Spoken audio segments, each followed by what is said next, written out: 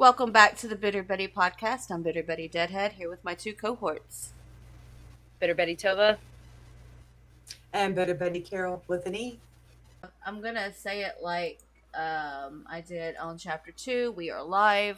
And so if you see us looking or talking to the audience, that's what's going on because we're live. So anyways, we're moving on to chapter 3. You ladies ready? Chapter 3. Yes, I'm ready.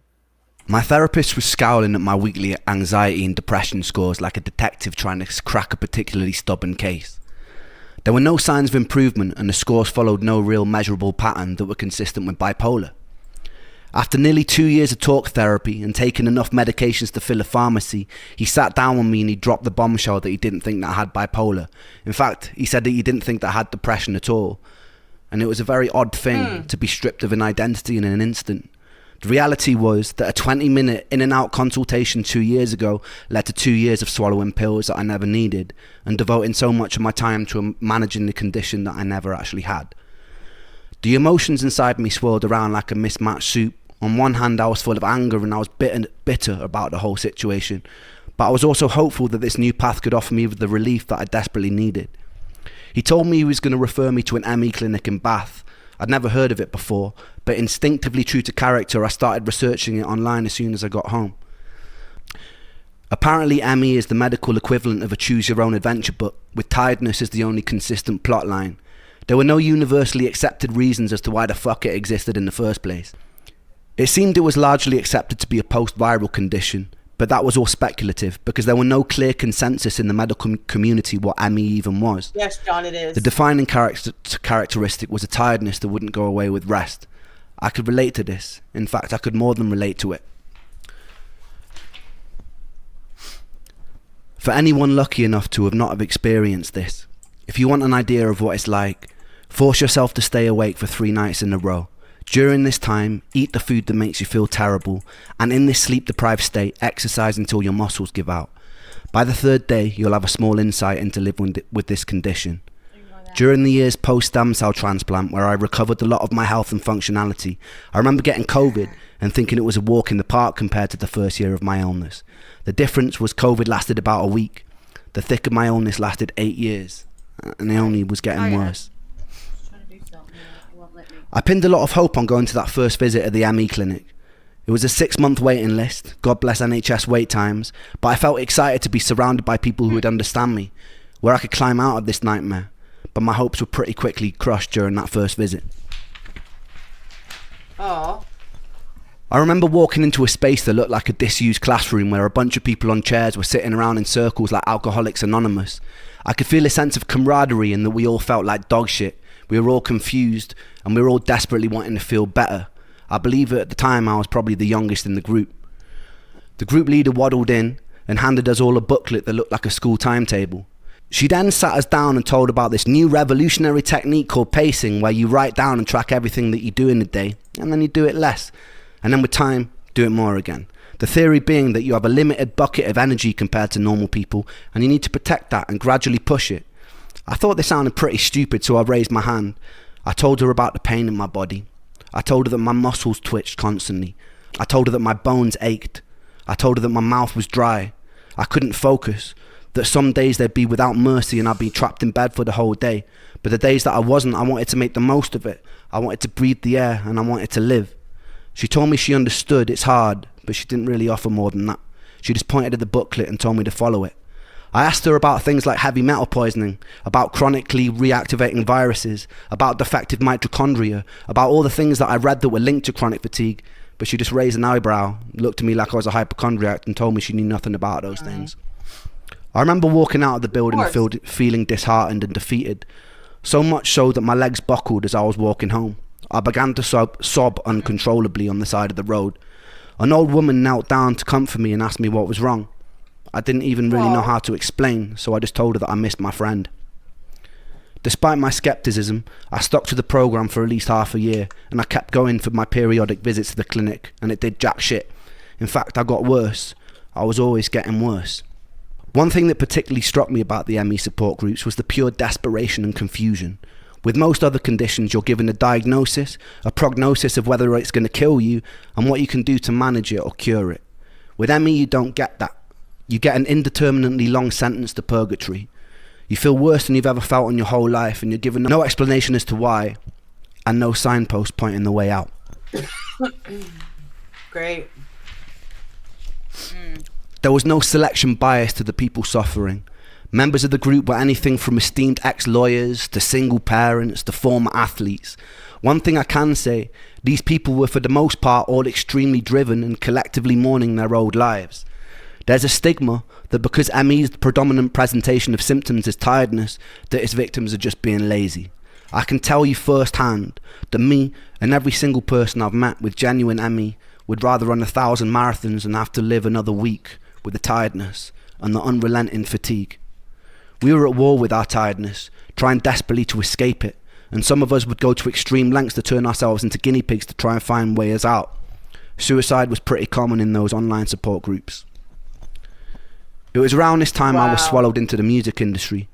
I was out busking on the streets one day and I noticed this sketchy, good-looking Mauritian guy with his arms crossed watching me, really intensely, as though he was studying every lyric coming out of my mouth. He approached me and asked me if the songs I was singing were mine. I said they were. A big smile was painted across his face, and he told me he just finished recording Plan B's latest record, which turned out to be The Defamation of Strickland Banks, one of my favourite albums of all time. He was looking for a new project to sink his teeth into, and he asked me if I'd come to London to record. We got into it. The whole time I felt dreadful, but this was a lifelong dream materialising in front of my eyes, so bit by bit, when I could, I'd get the train to London and start chipping away at my first ever album. I didn't really let on how I was feeling during this time because I didn't want to sabotage it. There would be times I'd finish up in the vocal booth after doing the take, excuse myself to go to the toilet, throw up from the dizziness I was experiencing, sometimes with specks of blood, and then I'd go back and pretend that nothing had happened. I'd be sitting around with the whole room spinning and would pretend I was fine. There was only so long that I was able to keep this up.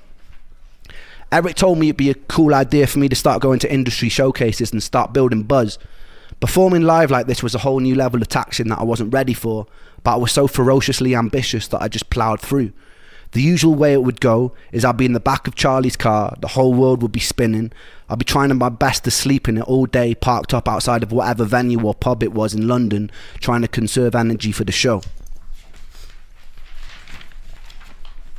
Sometimes I'd cry a little before I performed. My whole body would be burning.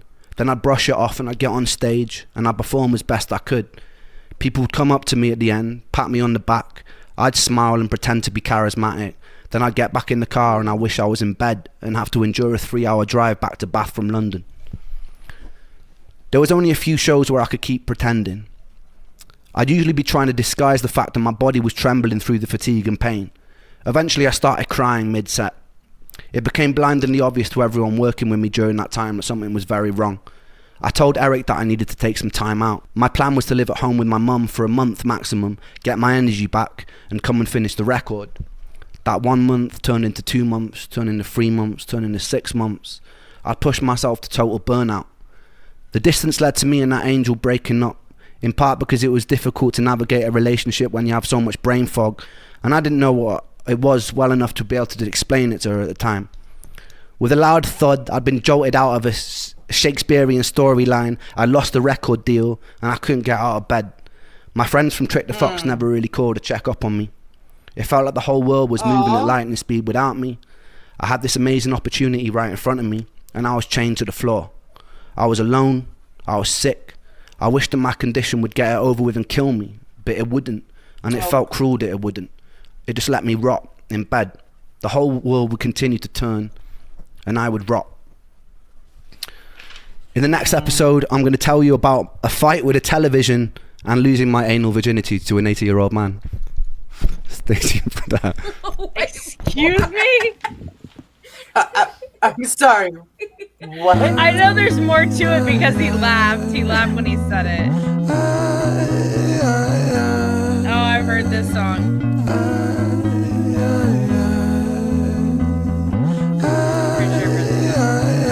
My thought patterns are composed by a time bomb for an author, like pigs to the slaughter. A symphony of self-doubt sings out, breath starts getting shorter. Running water is the state that I wish to become. Instead, concrete envelops my movement and I'm rendered deaf and dumb, unable to heed the advice of others.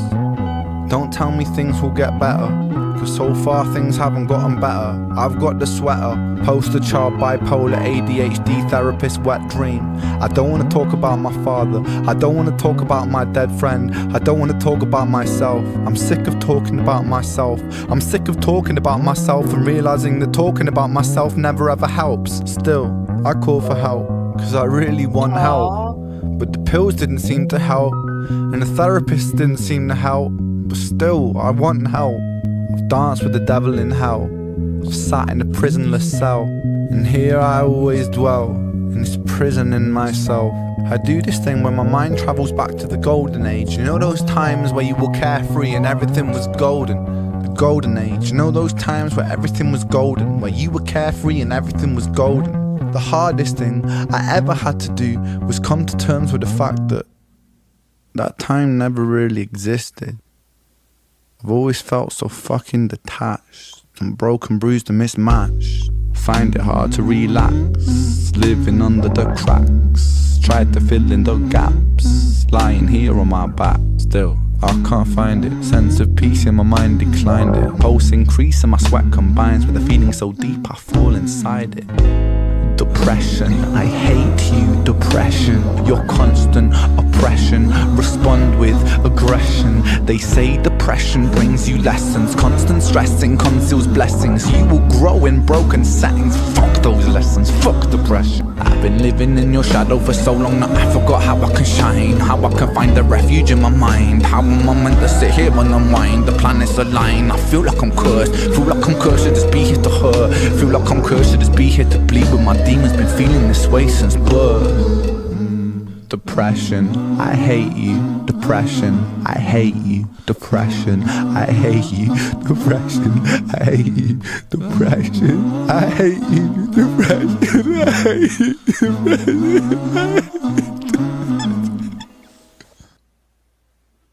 Yep. Nope. Oh my god. I can't imagine 6 being worse than that. Oh yeah, no, we can't either. Whew, that was a rough song. Hey. I relate to it, but like, okay, you know what I liked about it though? It's how it's like his voice was like it wasn't like hitting, but it was hitting at the right, like it was like soft in a way, but yeah, it was still hitting. Yeah. Every for sure. Freaking heartstring. All right. Yay. That's tough. Tough. That one was tough. Yeah. Okay, Peter. Yeah. You said that 8 was good, so you're telling me that after 6 it gets a little bit better. I hope so. Holy moly! I don't know if I can do much worse. I'm gonna run to the bathroom. I will be back. Okay. All right. Thanks for watching, guys. Make sure you hit that like, comment, subscribe, tap that bell so that way you get notified anytime the baddies drop. Peace out.